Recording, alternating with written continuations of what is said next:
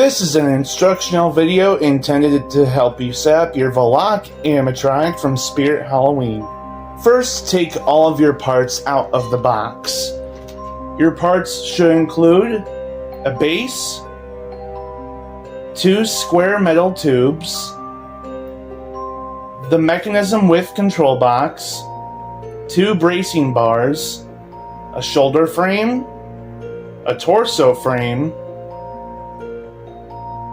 a 5.9 volt 2 amp adapter, the head with cowl, the right arm, left arm, 3 sandbags, 8 cotter pins, 2 fabric panels, the costume with IR sensor, her hood, and her necklace.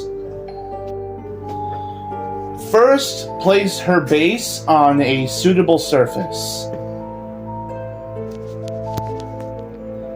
Make sure the shorter side is facing you, for starters. Then, attach the square metal tubes to the base, ensuring that the snap locks snap into place.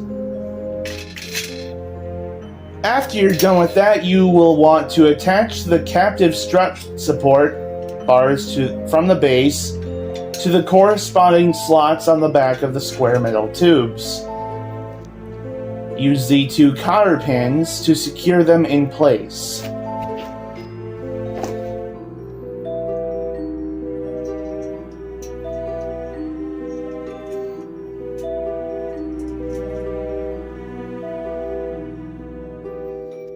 Attach the mechanism with control box to the base, or to the square metal tubes that are attached to the base, and ensure that both snap locks snap into place. And then you want to turn what you have set up so far around to make sure that the longer side of the base is facing you. Now, do be careful.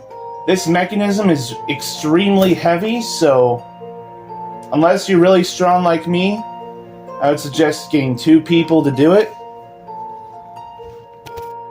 Next, you want to attach the bracing bars to the base and connect their corresponding slots on the mechanism with the control box.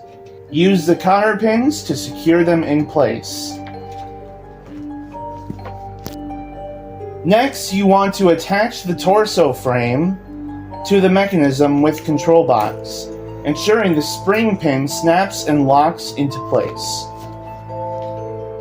Attach the shoulder frame to the torso frame by sliding the prongs coming from the shoulder frame into the sockets on the top of the torso frame.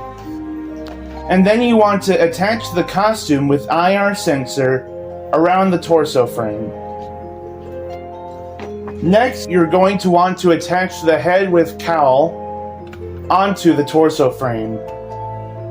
There is a spot for the head to go, and if you slide the prongs, the 2 prongs coming from the head into their corresponding sockets, and secure with the cotter pin, then you should be all good to go.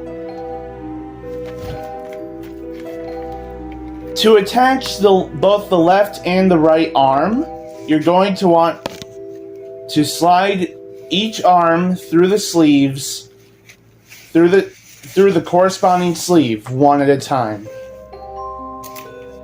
And make sure when you get all the way through, find the sockets that correspond with the prongs coming from the arms, from each arm, and slide those prongs into their corresponding sockets. Then you want to wire everything up. There are only 2 things to wire on Valak, and that is the IR sensor coming from the middle of the clothing, and the torso mechanism to the main control module. Attach Valak's hood to her head via the Velcro strip on the front of the hood, and make sure you connect the cowl around her head to the Velcro strips on her shoulders. Next, you're going to want to attach the fabric panels to the mechanism with control box and the bottom of the base, with the hook and loop strips provided.